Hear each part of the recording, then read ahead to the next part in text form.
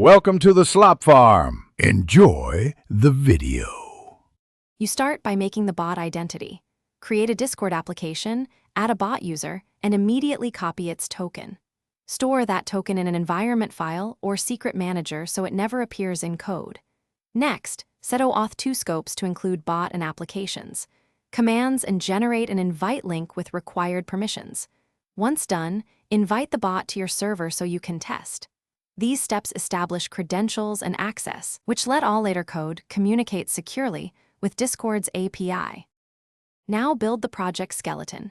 Initialize Node or Python environment and install Discord.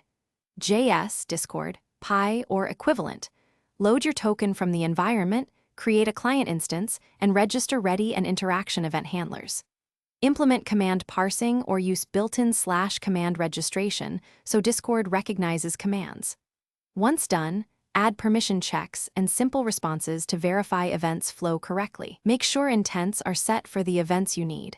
Incorrect intents are finished by deploying and testing.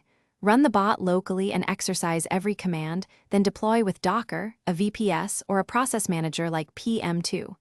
Monitor logs for errors, watch for rate limit responses, and implement retry/backoff logic. Make sure to secure tokens and rotate them if leaked. Once deployed, run continuous tests and set alerts. If things go wrong, check intents and OAuth permissions first. Misconfigured intents or missing bot permissions are often why events never arrive or commands silently fail. Thanks for watching. Consider subscribing if we helped you today.